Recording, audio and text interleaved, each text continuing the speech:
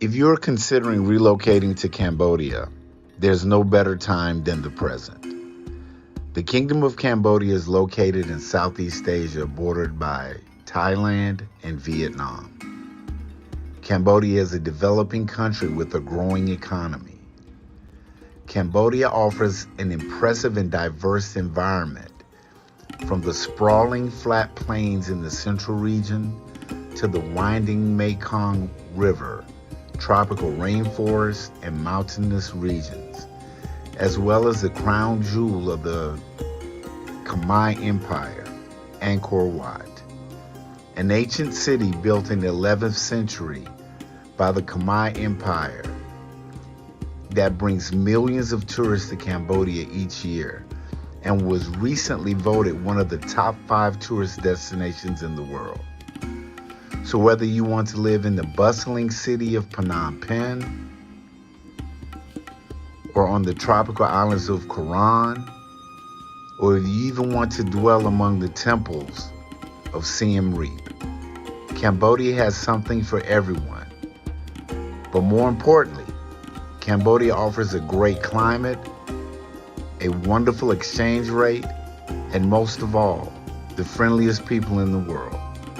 Contact us today at Sincere Travel Services to schedule your consultation, and we'll help make your move to Cambodia as smooth and easy as possible.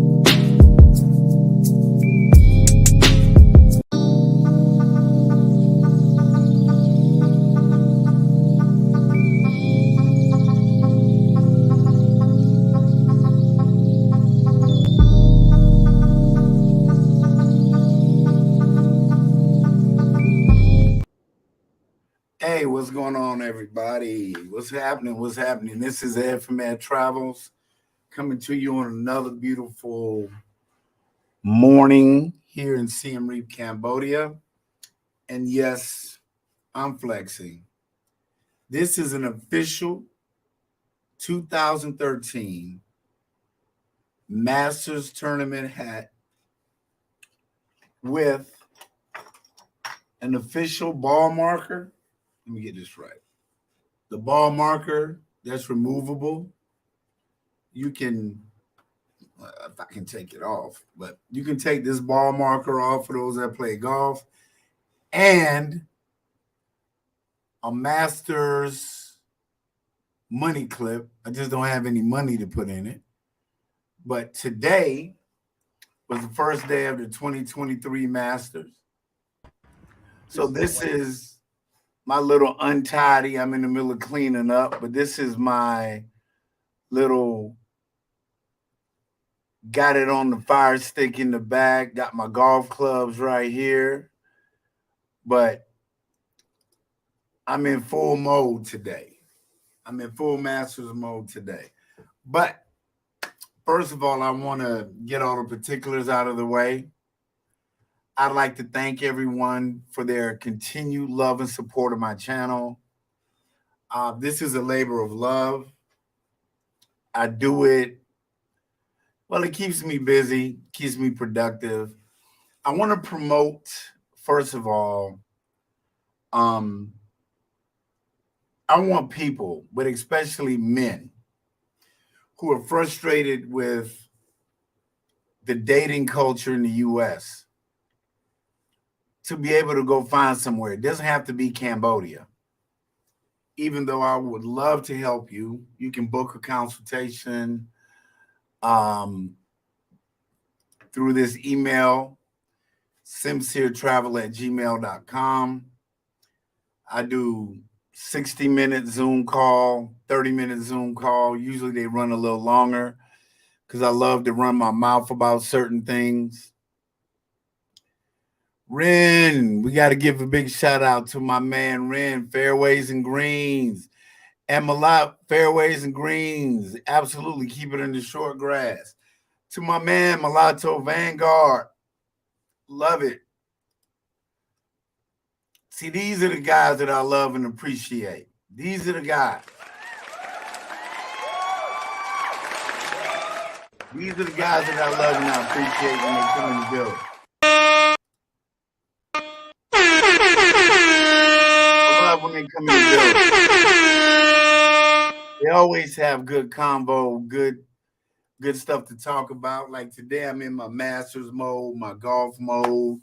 A matter of fact, let me tell you how much I love watching it. There's a 2-day tournament going on. I think today is a practice round over at Angkor Golf Resort, where I'm a member. The 2-man 4-ball match play.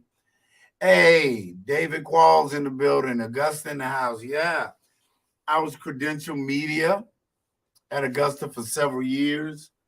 I got several Masters hats. I got other memorabilia. One of the best experiences of my life, and I'm going to get to that in a minute. I have somebody really thank for that. But I walked on the hollow grounds. JM in the building. JM in the building. I got to give a shout out to JM. And I love JM because JM, he's not afraid to counter the narrative. And we need that. You know, we need somebody to question. You know, what's the purpose of living your life if you don't question? So because everybody has a different perspective. They might not always be in line with each other. And I believe that is my responsibility as someone who does have a platform, regardless of what size, it doesn't matter, that anybody that comes on my platform, they have a right to voice their opinions. See, like last night behind the scenes, there's a very infamous troller of the Passport Bros movement. I did a video about him. If you go back in my archive, which I kind of regret now, but I'm not going to take it down because it was what it was when it happened. But he came on last night. And maybe it's because I've reached, you know, it's small compared, really small. But I've reached just a smidgen over 3,000 subscribers.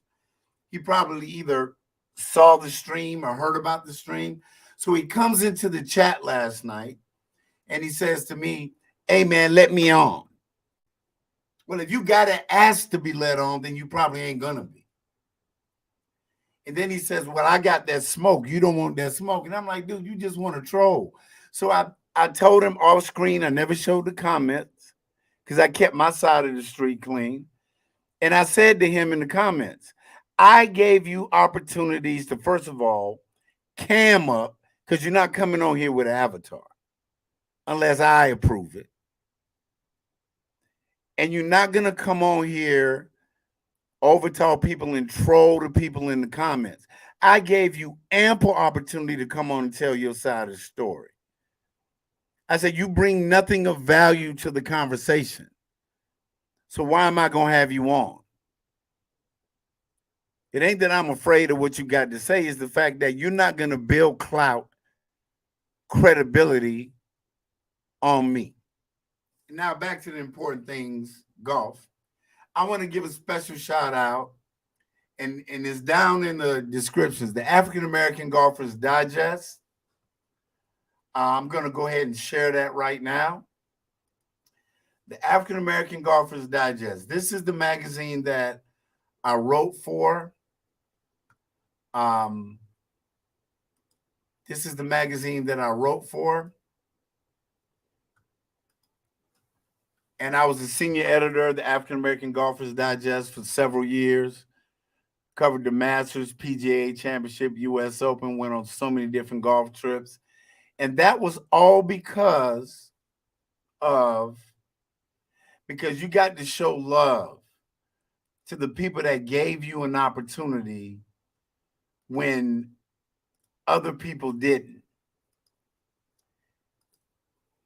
And that person is Mr. Debert Cook, the founder of the African American Golfers Digest. So first of all, to Mr. Debert Cook,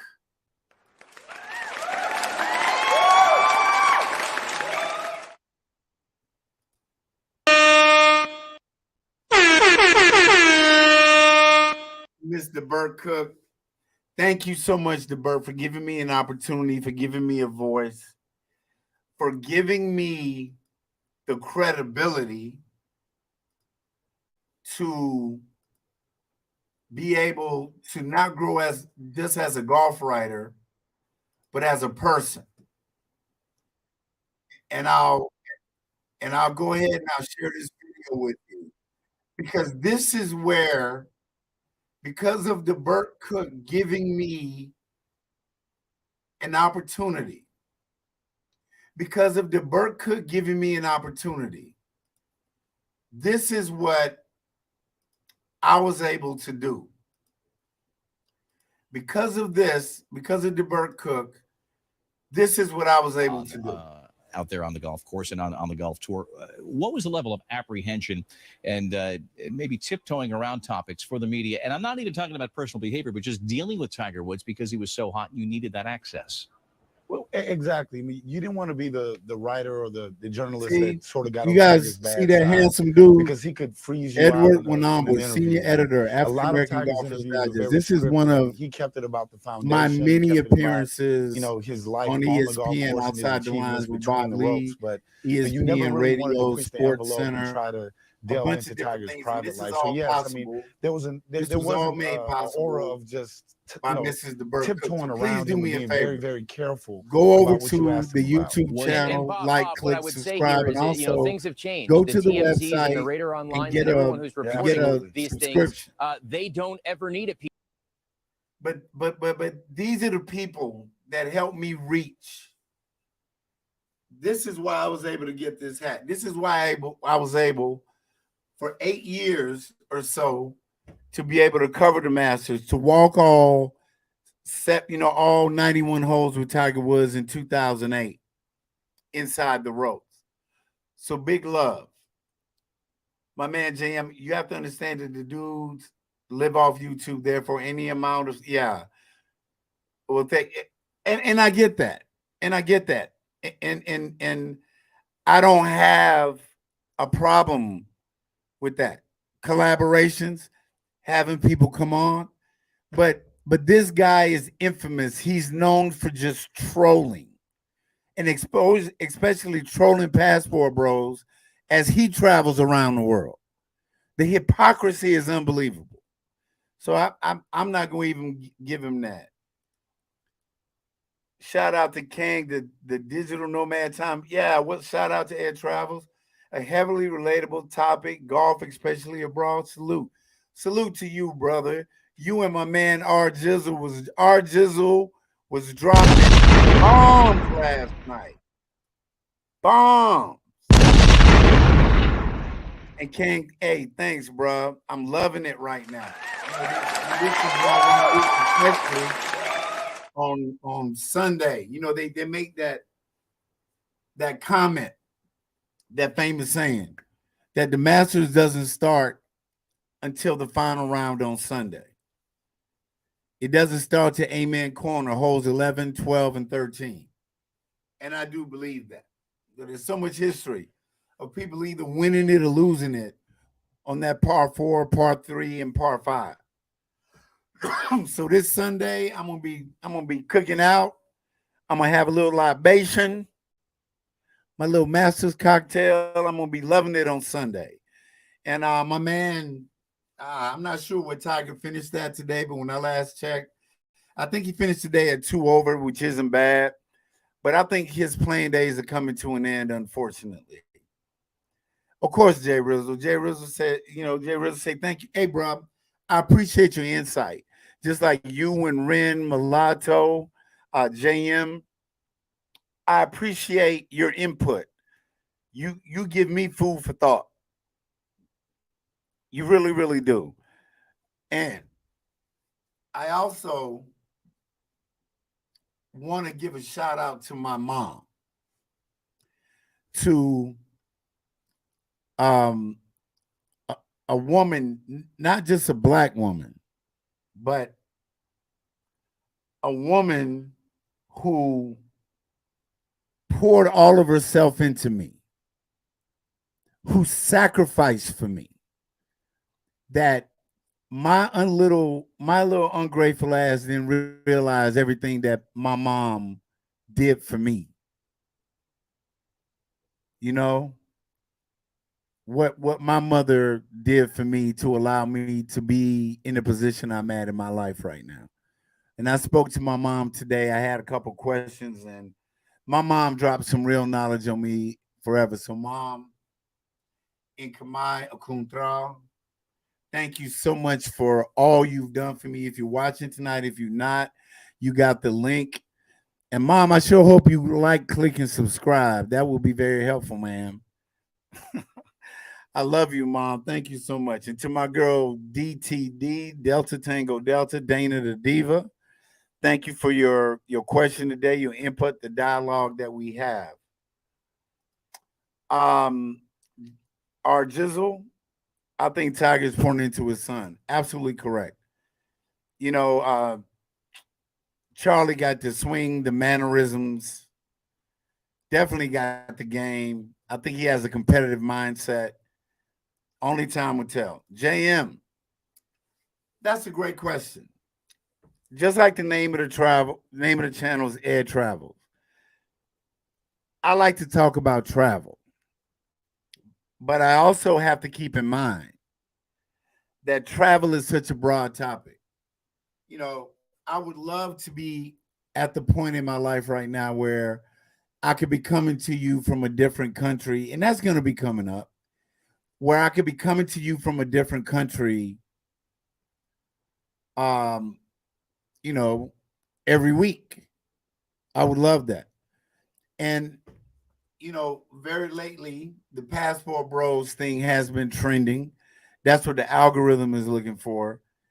And what I try to do on this channel is give you travel, but a little bit more, like adding content about golf travel in Southeast Asia, because it's absolutely wonderful here.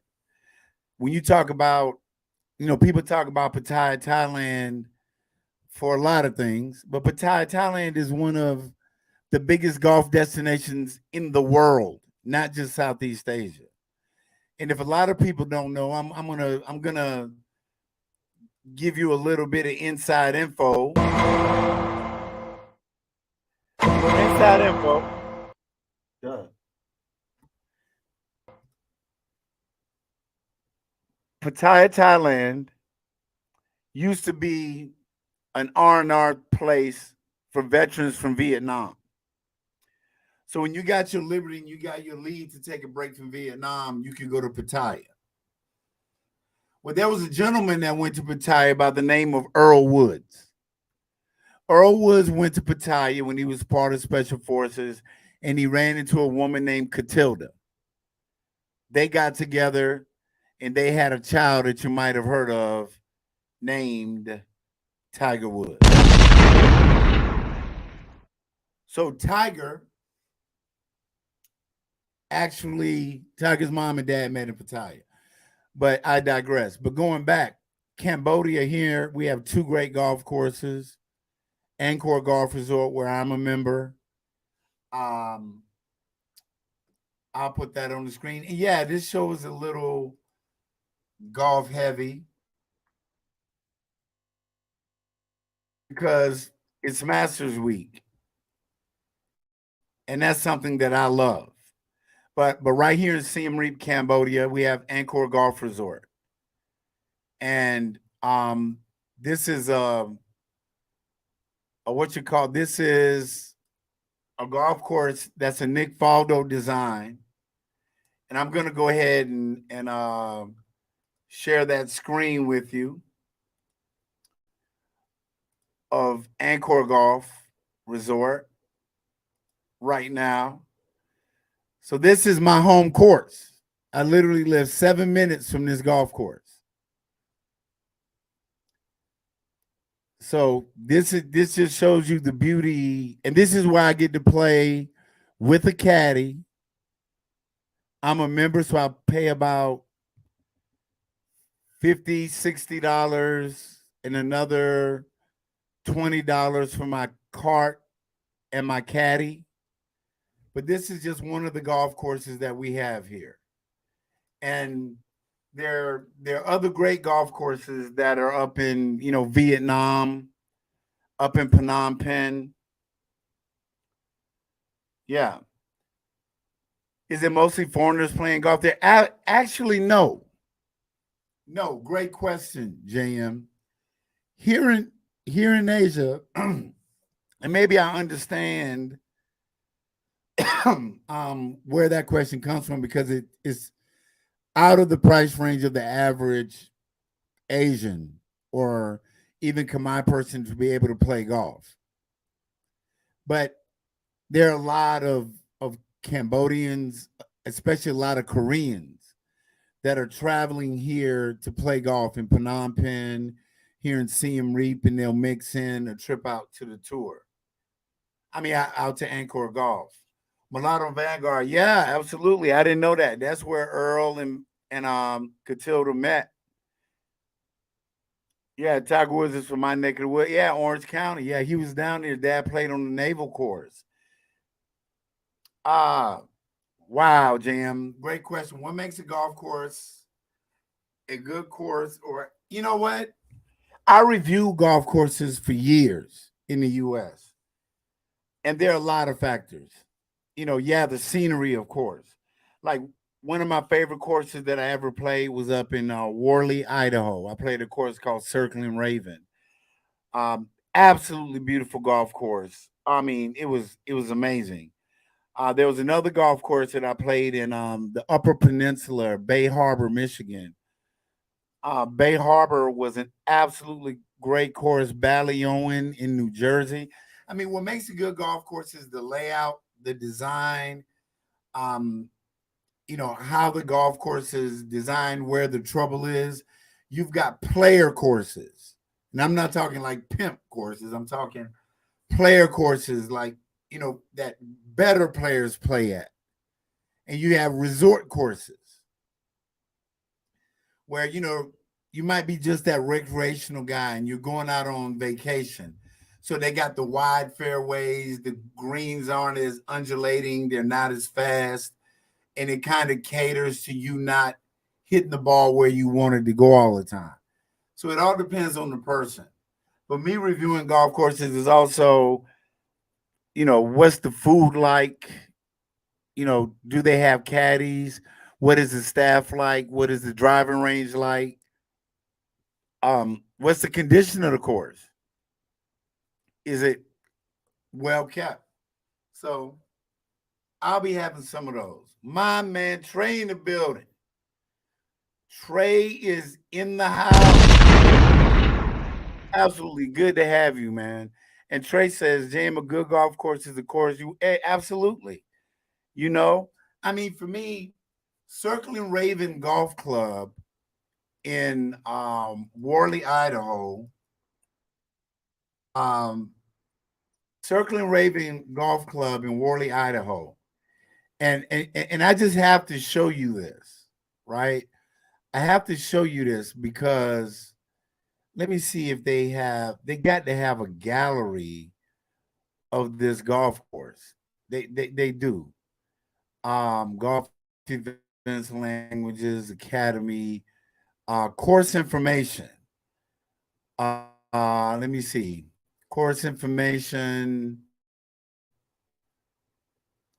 Oh my goodness. I can't get my mouse together tonight, nor my mouth. Course information. This golf course is one of the most absolutely beautiful courses that I have ever seen. And there is the course itself.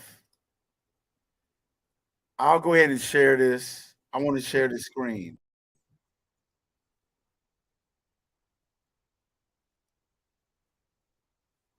By the Fair Coeur use. d'Alene tribe of Native Americans and situated on reservation land, this top This 100 golf course is so destination beautiful. has a unique history.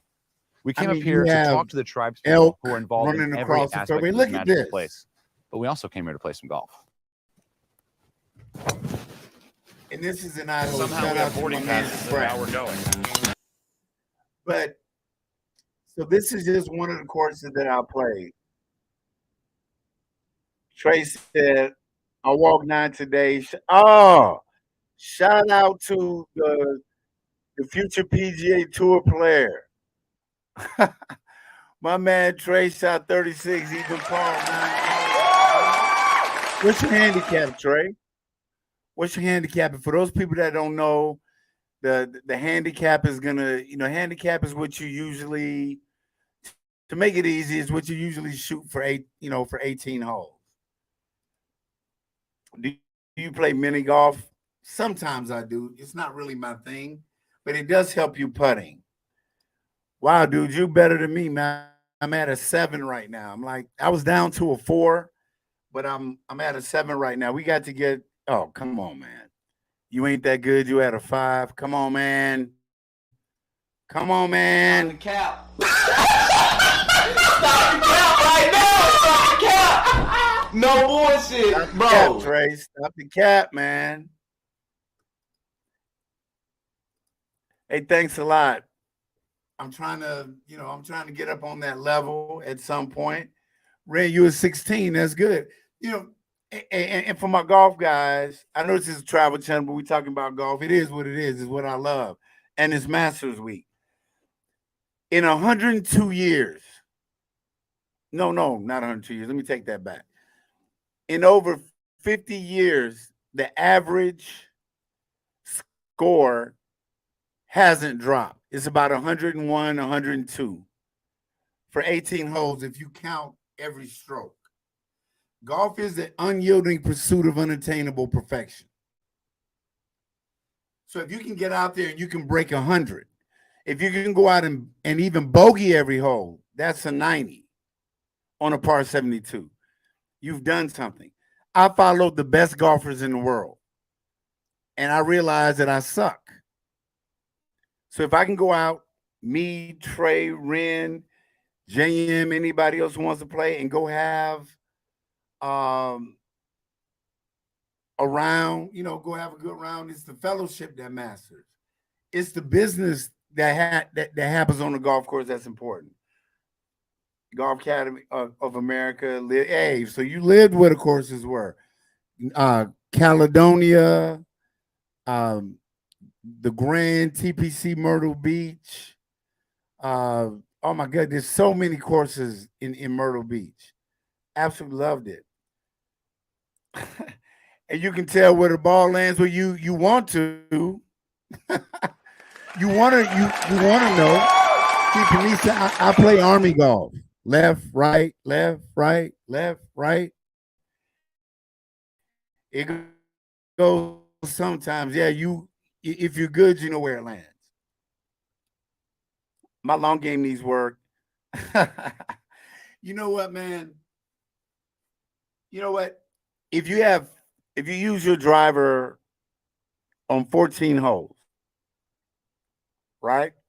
14, yeah, 14 holes. Because they're going to be 4 par threes usually that you're not going to use driver.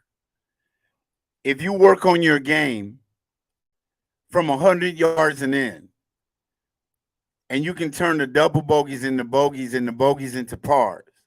So you put a wedge in your hand, you can put it there and not 3-putt. That will help. That'll help a lot more than just, the long game. Like for me, I used to slice the ball a lot. Now I tend to hook or hit a little draw. And all of that is, I'm not going to turn this into an instruction show, but all that is your path coming too far from outside in. So you're coming across the ball, which is putting side spin on it, making it go left or right. Are you hitting a slice or are you pushing the ball right? Does the ball go right and stay right, or does the ball go left and then right? That's all about your club position and your club face.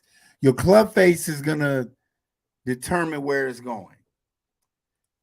And James says, as far as physical fitness, does fitness? Yes, it does. A lot of people think that it doesn't. The best players in the world go to the gym, and I think actually it was David Duvall. It was David Duvall. Yeah, I'm going to drop the link. Let me drop the link. Yeah, because you guys are talking my stuff now.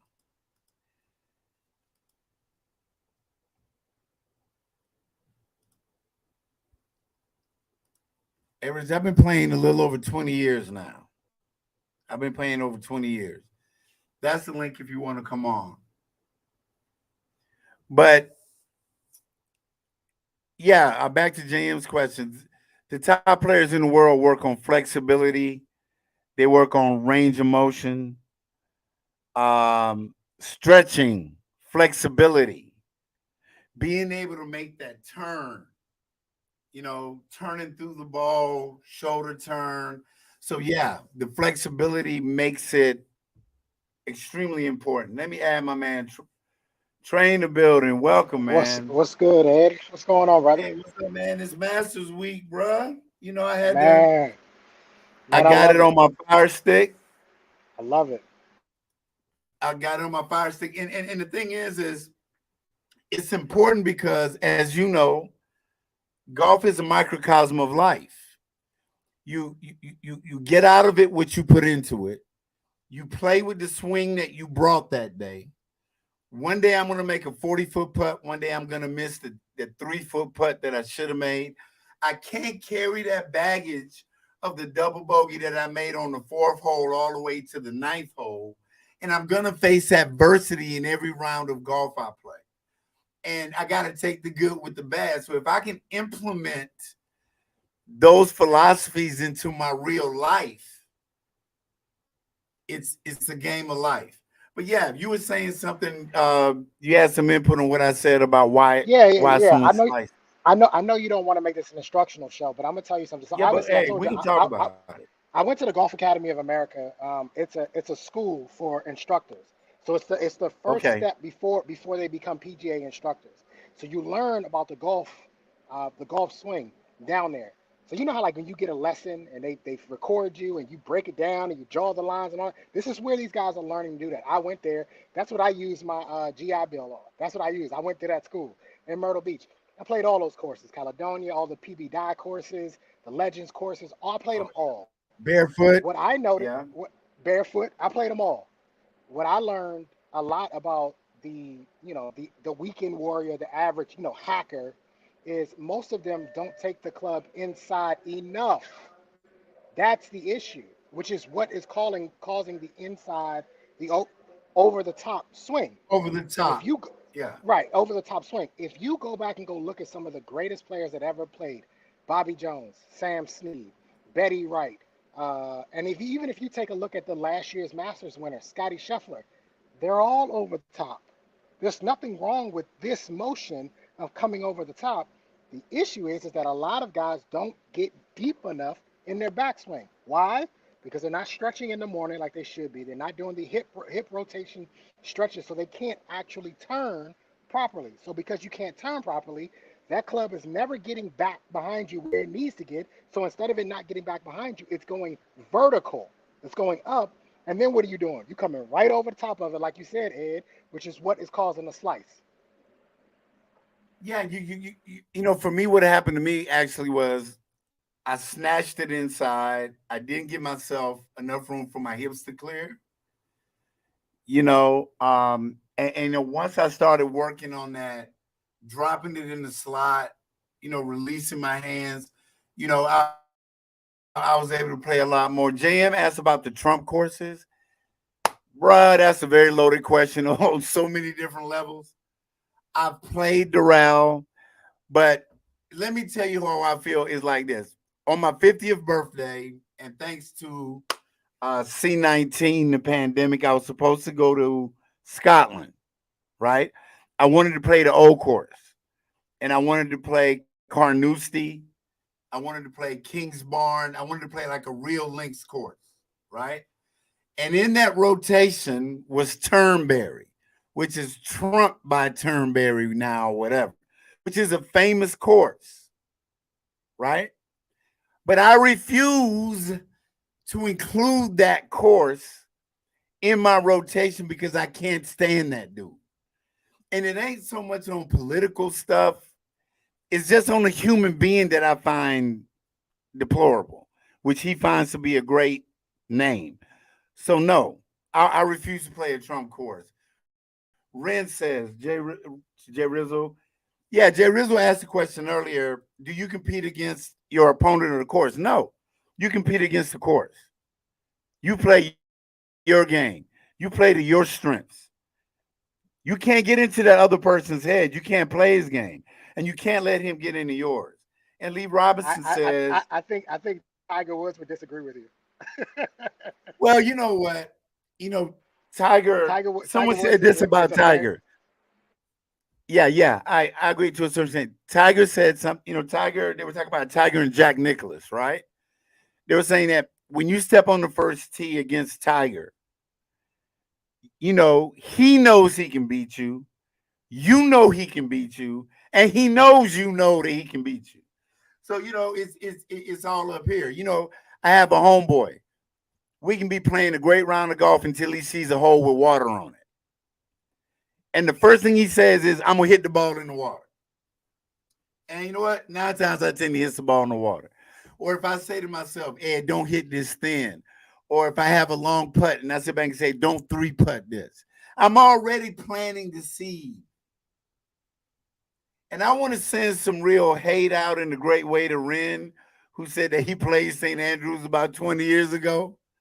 Because, bruh.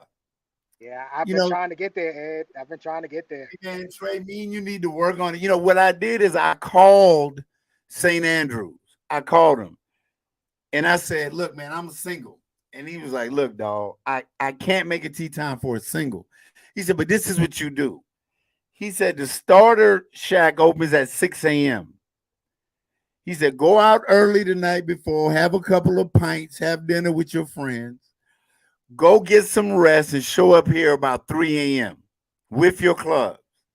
And he said, due to the fact that we have tours coming through that might have a twosome or a threesome, we'll put you with them.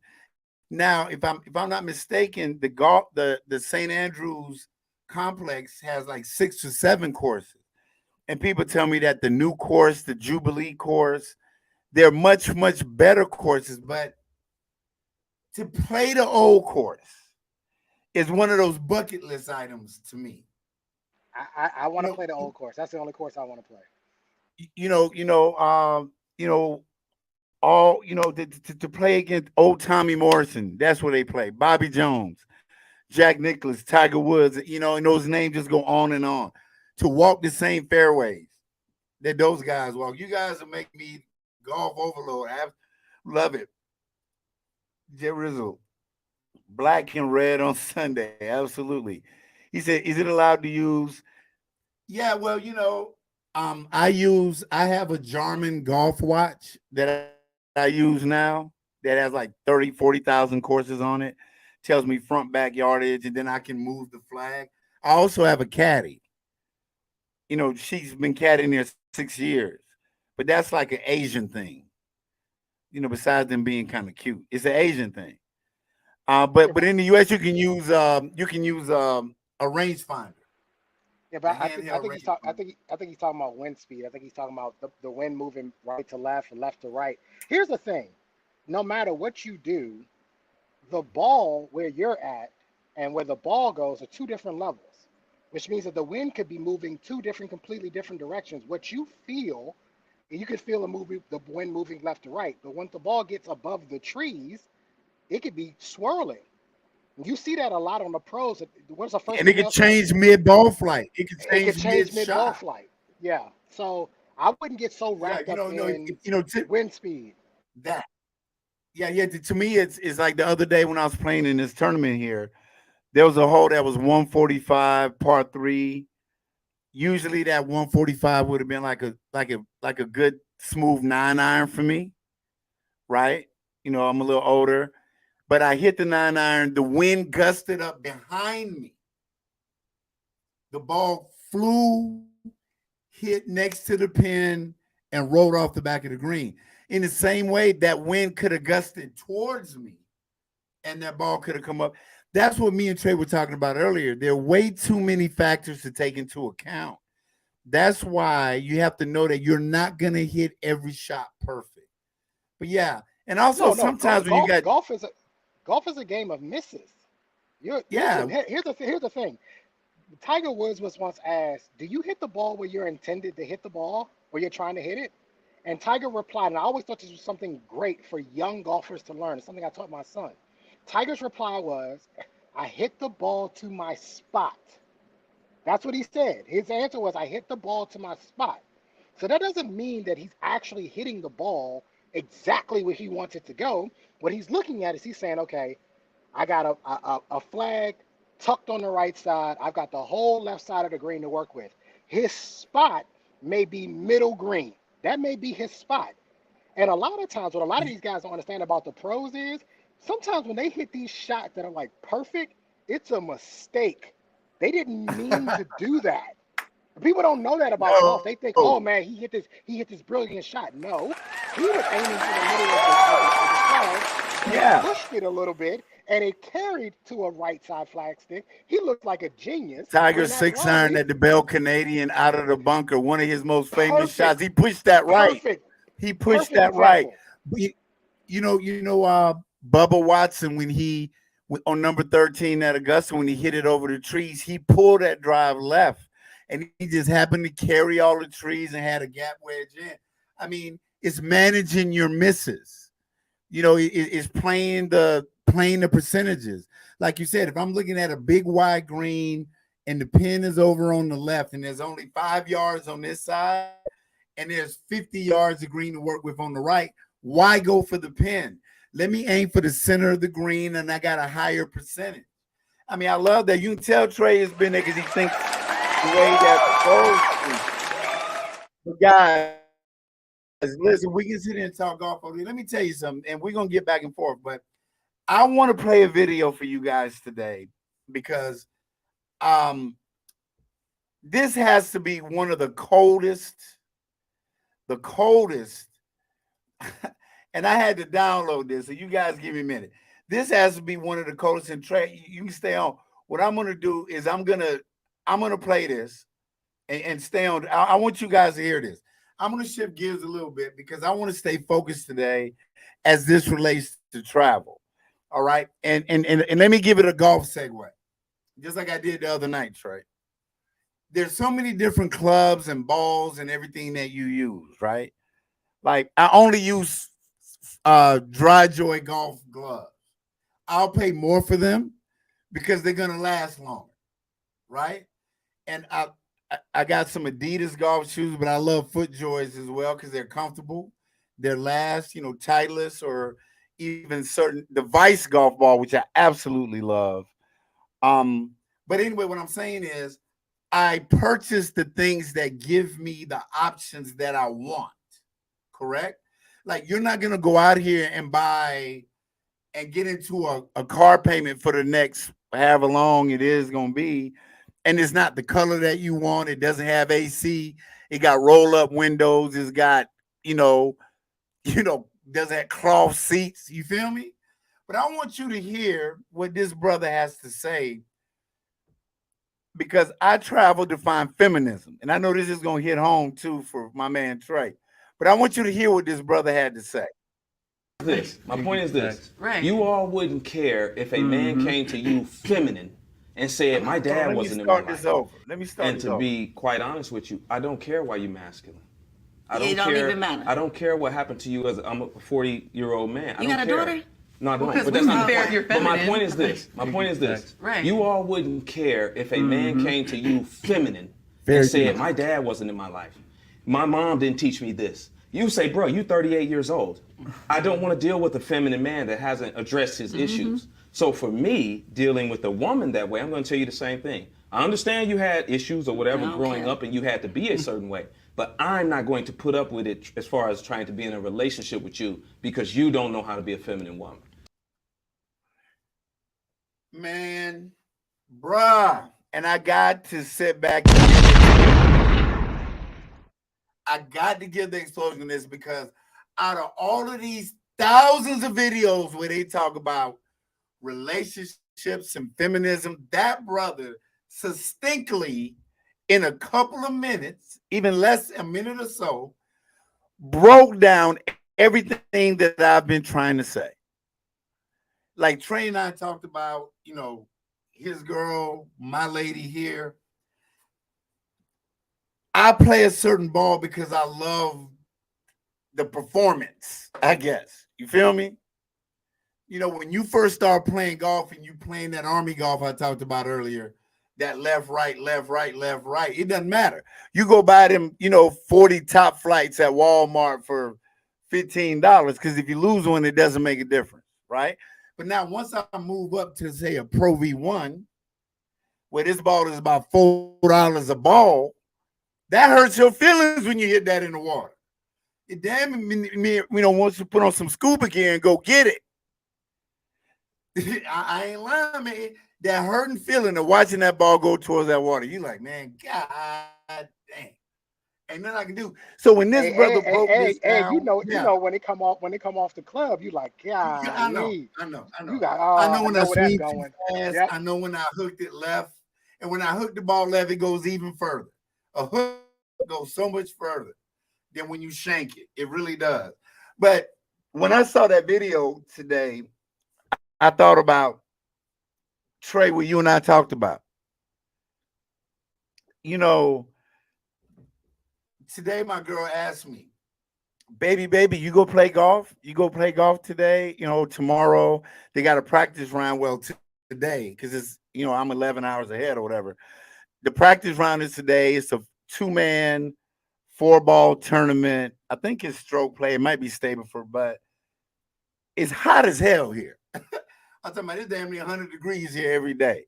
And the older I get, even when I'm riding the cart, I'm like, do I really want to kick out the dough 300 plus and do this? But you know what she said? It wasn't even about the money. She saw me, getting my master's stuff and had my bag, and I changed the shaft out of my driver. The first thing she said to me was, baby, you go play golf today? I said, no, baby. She said, oh, because if you go play, drink water, be careful. If you get hot, I need you to come home. And I said, dang. I immediately thought about what you and I talked about, Trey.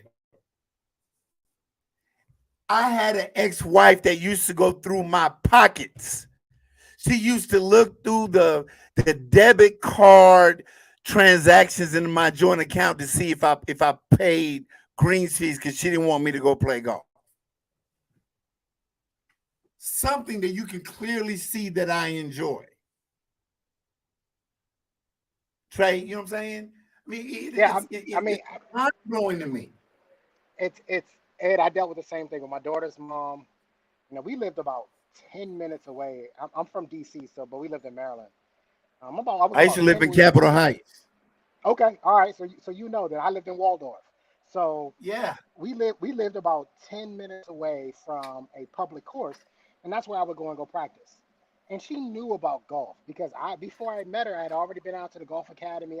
Golf was my life. I played golf. Listen, if I don't hit a bucket of balls and chip and putt every day, I feel like I haven't done something right in my. I need to go. It's my therapy. I need to go do it. Right? I put these big Yeah. headphones on. And I go chip and I putt. Nobody bothers me. Right? What I've noticed is overseas, because I told you I wanted to see my golf, and I was looking for a case for my golf clubs. You know, one of those big hard cases. Yeah. And she asked me, she said, "Are you going to play golf while you're here?" And I said to her, I swear to you, I said, "There's a bear shit in the woods. Of course I'm playing golf while I'm over there." And she said, "Good." She said, "Well, I'm going to go with you. I want to see you play." Now I'm thinking back to my last relationship, where it was, "How long are you going to be? When you coming back?" Versus, "Well, you know, you can come with me. You know what I mean? We can talk. We can spend time together. You can." No. Is it gonna be 4 hours this time? Is it gonna be 5 hours? Well, it's a 5 hour round most time. You know what I mean? I can't push the pace of play. That's not on me, right? Yeah. But her, it's, I just want to be around you. And so what that guy is saying in that video is absolutely true. I don't care why you're masculine. I don't care. We've all had traumas. We've all been through things. Amen. Fix yourself. Get right, so that everything's right. I had traumas. And I'm a product of a single mother. I've never met my dad. I had issues growing up. Yeah, we all have. We I all had have issues them. with my mom. Yeah. I was So angry. I was angry with my mom. We didn't talk for years. You know, if anybody in this world should have issues with women, let alone black women, a lot of resentments. But you know what it took? It took me getting therapy. I had abandonment issues where I didn't understand why my mom left me and my sister. It wasn't until I got older that my mom said, "I left so that I could try to go make a better life for you guys." She left us in Alabama. So I felt like, damn, mom just gonna bounce on us like that. And then once I sat there and I talked to my mom when we finally moved to Cali, and I was asking my mom, "Why'd you leave?" Then I found this out. My mom only had bus fare one way. So she used to walk 19 blocks to work. My mom was in her 40s living in a halfway house where she had a curfew. Then I found out that not only did she do customer service for Ford Motor Company part-time, her second job, she sold hot dogs at Dodger games. So I'm thinking to myself, man, God, I never knew that you put in that much work. She was grinding. But you know what? You're right. You said the key word. Fix yourself. You know, I got all of this pushback. And let me tell you the funny part of the pushback from the conversations that we've had about, especially the community. Because I got girlfriends now that I'm cool with in the States that are in the community. And they like me. They know my heart. They know who I am. So they going to slide their little digs in a very nice way. Where if I knew if it was another brother, it'd be rah, rah, rah, all in his face. And basically, I was talking to one of them, Trey. You know what I said? I said, "Look here, sweetheart. I'm going to do a show tonight where golf is going to lead off." I said, "I'm going to talk about relationships, but damn it, I'm going to talk about the shit that I like to talk about. And I'm going to converse with like-minded guys that, you know, I mentioned golf and this all of a sudden, oh man, I play this and that." And she said, and I said, and that's exactly the same way that I feel about a relationship. I'm not going to beg you to be submissive. I'm not going to beg you for femininity because you can't fake it. I'm not, I'm not going to beg you for this. I'm not going to beg you for that. It's like I'm not going to play a golf course that I don't enjoy. You know, because what's in it, it's the enjoyment that I get back. And I told her, I said, "Don't you understand that that your femininity is your currency?" Right? Your femininity is your I mean, they call it a superpower for a reason. I said this before, Ed, when I was on, that you know when you're around a feminine woman. You can feel it. You can feel the difference when you're around it. You can feel it. And like I said, it almost makes you sit up straight. You got to go, oh, okay, this isn't the normal type of woman. She's elegant, she's classy, you know what I mean? She's dignified, you know what I mean? Like, I remember one time I went on a date with a woman where we walked up to the door of the restaurant, and she just stood there. She just stood there. She waited for me to open the door. And it took me a second because I was so used to dealing with women that open their own doors. You know what I mean? Like, it took me, I was like, oh. I was like, oh, okay. Like, you know what I mean? Like, okay, now I see what I'm dealing with here. You know what I mean? And it's sort of the same thing on a golf course. You on a golf course, after you roll that first putt on number 1 or number 10, you sort of get a feel for, okay, this is how it's going to kind of be. All right, this is the speed of the green. This is how I need to play it. Right? This is how the fairways run. This is how thick the rough is. You're learning a lot of these things. But for what that guy is saying, and I'm gonna have to go back and go watch it because I know he ruffled some feathers with that one. Because I know when he said that he doesn't care why you're masculine, I know that irritated some women because they want us to care, and we don't. But did you hear the immediate response? Did you hear they couldn't help it? They couldn't help it because what was the first thing that she sat back and said? Do you have a daughter? Now here comes the personal dig. Right. Which, I mean, how do you win with a woman who thinks like that? You're not going to. Thank you. There it is. You're not going to. You're not going to win that situation. You're not going to win that situation because you know what? I'm 52 and I just got to the point that I started to realize that the older that I get when it comes to my relationships or things in my life, I don't need much. I really, really don't need much. And I want to play this video because I saw this video when I was in the States. And Trey, I want you to and fair use. I want to give a shout out to this lovely sister on Reva TV. I'm pretty sure you've seen it. But I want you to see this. And I'm pretty sure you know which video I'm talking about. This was down in Atlanta.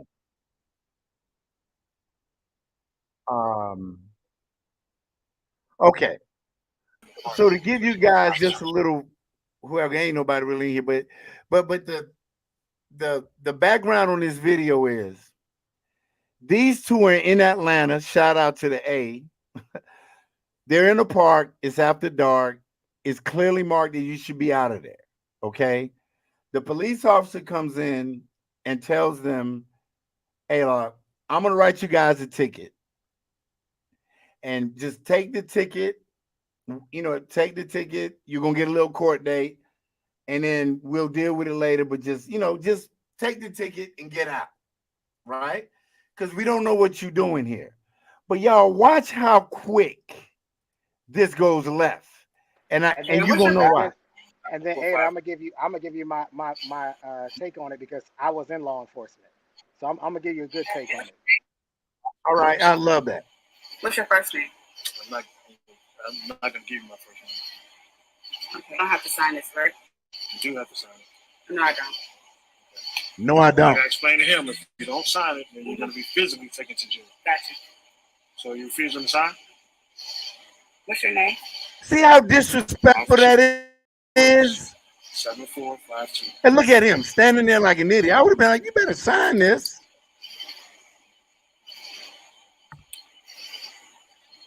What's the badge number?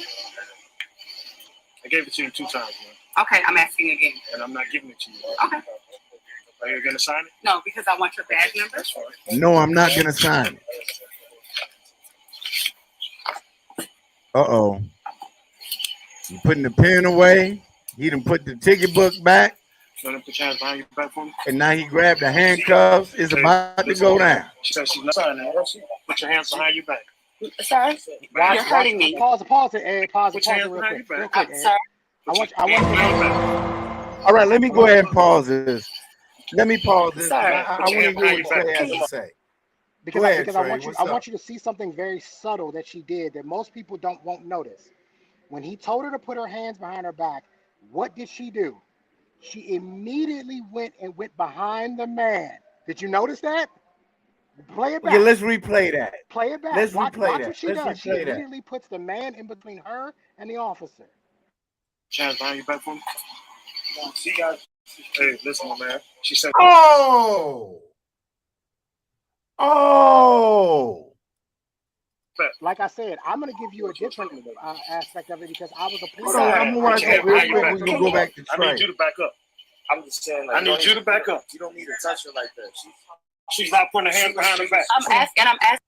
Put your hands behind your back. Sir, because I want your badge number. Hold on. We can't see it, just so you know, Ed. We can't see it. Okay, hold on. Let him put your hands behind your back for me.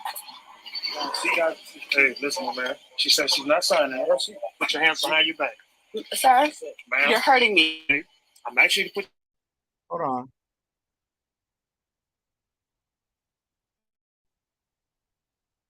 Hold on. Hold on.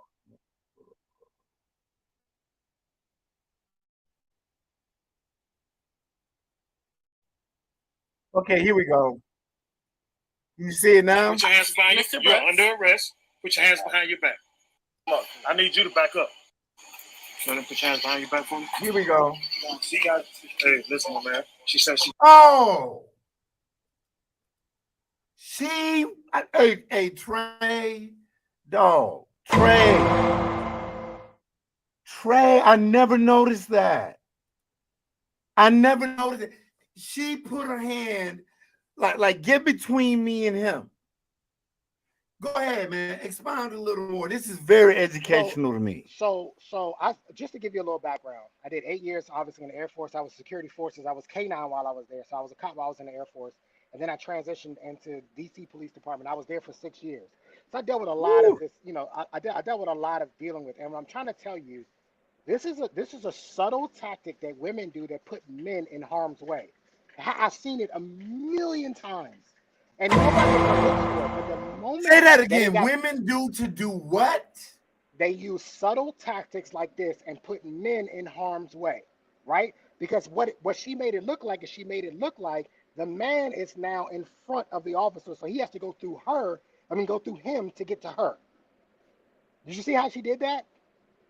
And that's why the policeman says, "I'm gonna need you to get out the way." And this officer, by the way, an incredible job. He did an excellent job, right? But what he did is that he told the guy, "I need you to step up," because the guy was actually doing it the right way. And this is my issue when we talk about black men aren't leaders. If you would have just followed his lead, this whole thing would have just went away. Bruh, if you would have just followed that black man's lead, be quiet, take your ticket, go fight it in adjudication. More than likely, it'll get thrown out because you'll just say, "I didn't know we couldn't be there," and the adjudicator will say, "Okay, no problem. Just don't do it anymore." Bing, bang, boom, and it's over. If you would have followed his lead, none of this would have happened. But I think the thing that got me about the video when I watched it was I don't remember him verbally. I mean, you could see his physical cues, especially when she said, "Are you going to sign it?" And she said, "No." He sort of looked at her like, "What?" But I think if he would have just said to the officer, can you just give us a second? I would have just said, I would have acknowledged the officer like, "Hey, man, hold on for a second." And I would have said, "Look, sign the goddamn ticket. Sign it to you on your own." You know what I'm saying? I'm not even because you gotta think about it though. Think about the disposition of the woman. Do you think that that's the type of relationship they have? Think about how she acted versus he acted. You think he could actually speak up and say that? You can say that. I can say that. But I don't think that he would say that to her because she would have looked at him and she probably would have shamed and insulted him and said, "Well, why are you just letting him do this to us?" Well, he's an authority. And you're going to lose because he's going to call for backup.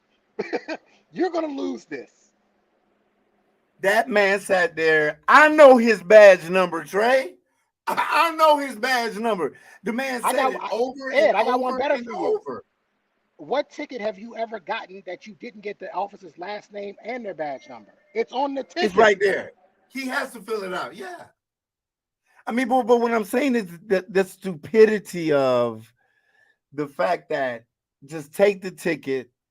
And especially in, I believe that they were in Fulton County because that was Atlanta PD, right? So they were either in DeKalb County, but city of Atlanta, or they were in Fulton, right?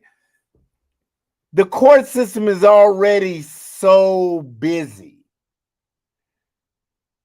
You can probably go online and pay that ticket. Don't even have to go to court. I can guarantee you, Ed, there was no fine. Really? So here's the thing. You have sort of these certain tickets that are like, we call them appeasement tickets, right? So that means that like there's some citizens who say, hey, there's these people that are hanging out at the park and they're there every night, right? And so we write appeasement tickets, meaning so when the person says y'all aren't doing anything about the people hanging out in the park, we can say we write them tickets. Did. We wrote them a ticket. Yeah, we do. We wrote them tickets. You see what I'm saying? So to me, it's probably an appeasement ticket. Hey, look, we're doing what we're supposed to be doing. There's no real fine. There's no real penalty. She took something that was this small and she blew it up. Just sign a damn ticket and go on with your life. And one of the things I have to say about our culture and our community, we've got to learn that you can't fight your cases on the street. You're not going to win them on the street. You don't adjudicate cases on the street. That's not how it works. I mean, to me, it's amazing to me. I mean, like you said, not signing. Put your hand. Put your hands behind your back for me. Now to look at the feel her face. Put your hands behind your back. Sir, you're hurting me. Okay, I'm asking you to put your hands behind your back. Sir. Put your hands behind your back. And she's gonna say his name. Sir. Man, put your hand behind your back. Come on. I need you to back up. I'm just saying. Like, I need you to back up. You don't need to touch her like that. Now he gonna fuck up to the side. I'm asking a question. All I'm doing is put your hands behind your back. Put your hands behind your back. You're under arrest. Put your hands behind your back. I asked you to sign the ticket. You told me you're not signing. Sir, put your hands behind I'm your asking you a question. Okay. I'm letting you know. I'm not gonna ask you again. I'm gonna forcefully put your hands behind your back. But, sir, Mr. Brooks. Now she knows his name. Necessary. Mr. Brooks. Hold on. Hey, listen, she needs back up. She needs to put her. Can I? Okay, you can put your phone down. Okay, Mr. Brooks. Oh my God. Put your hands behind your back. Bruh. Look, Ed, I'm gonna go, but I'm gonna say this one last thing. This officer. All right, man. I appreciate it. This officer was he was professional, he was patient, he allowed her to put her phone down. I think there's even a point in time in this video where he even allowed her to go back to the car to go get something, which we are taught to never let anybody do. Oh yeah, I saw that part because she could have gone and got a weapon. Exactly. She could have gone and got a weapon, and this could have went a completely different way, right? The other part of this too is that he repeated himself multiple times, which you are also taught in the academy not to do. The moment you say you're under arrest, it's over. There's no coming back from that. So his constant repeating and being patient with her and saying, listen, put your hands behind your back, put your hands behind your back. And he even warned her, which you're not required to do. If you don't do it, I will forcefully do it. This man was patient. This is the type of officers that you want because he's taking his time. He didn't make this bigger than what it needed to be. He stayed right at the level he wanted to do it, which is why, and I'll end with this before I go, which is why very rarely do you ever see the department and the union back an officer. Very rarely do you see it. It's typically one or the other, right? Typically the union will back their officer and the department will say, hey, look, he could have done some things procedurally different. Right? Yeah. In this particular case, if you go back and go read the story, the department said he did a good job. They should have done it. And then the union came out and backed because she wanted to sue, and they said, "Please sue, because we're gonna win this. We're gonna win this every day." Very rarely does that happen. At the end of the day, you win your cases in court, not on the street. Hey, y'all need to take that advice from my man Trey. Trey, thank you. I'm gonna be doing golf shows all week, man. So I'll be back, brother. All right, bud. Hey, have a great evening, man. Take it easy. Shout out to my man Trey. Hey, y'all. I know if you're not golfers, but to my man Ren. Ren, listen, man. Your comment, if you're still in the room, but they're strong in the pick. I really want to thank Trey for pointing out to me that in the video, when the police officer told her to put her hand behind her back, the first thing that she did was get behind the guy. That's mind blowing to me. Again, this is it. Ain't no, you know, I'm still gonna, you know, do my thing, but I wanted to show you guys another video that I had here. Above reproach, if it validate us or excuse our bad behavior, we don't want to hear situation. This sister here, yeah, Rent. She went behind him. Not only did she go behind him, now you need a man. Like Trey said, because he's in law enforcement. Trey sat there and said, but it also puts the man at risk now. Because now the policeman has to go through the guy. But it also tells a bigger story in the fact that he was so weak in the relationship that he didn't even try to correct her. He didn't even try to correct her. Let me play this last video and I'm going to go back and watch highlights of today. I love her because she breaks it down really quick, but she says a lot. Engaged. And the question came up, well, why is there not the reality for Black women? I know y'all not gonna like what I gotta say, but you know me, I'm gonna say it anyways. First and foremost, Black women are above reproach. If it don't validate us or excuse our bad behavior, we don't want to hear it. Instead, we'll say, well, men do it too. Secondly, we'll find every excuse in the world to validate why we don't want to be married or why we don't want to be in a relationship. Well, they get cheated on. Well, they do this. Well, they do that. But then we have all these standards for men, and we're still actively seeking for men in the midst of our hurt while inadvertently telling them to go to therapy. We do not practice what we preach. Thirdly, the independent woman is a myth. Actually cared about being independent and it was something that made you happy, you would not have all these standards to negate your independence. Nobody wants to relinquish power.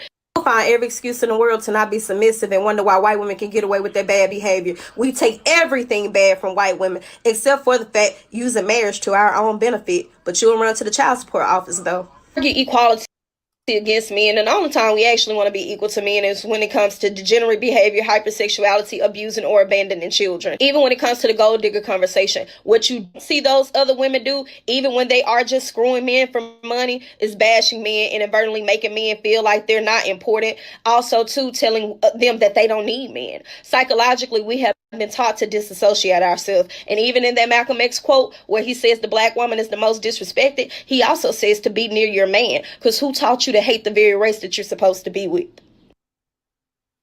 Bruh, I'm just gonna have to leave on that note. You know, it is what it is. To my golf, to Ren, I'm still angry with you. I love you to pieces, bruh, but I'm angry with you because you played the old course and I haven't. Congratulations. You had to hit me up offline so we can chop it up. I can't wait to play it. But hey, it's Masters Week. Tomorrow is going to be Focus Friday, free for all. We're going to be able to talk about whatever. You guys have a great night, a great evening. Be safe. I love y'all. There's nothing you can do about it. Peace.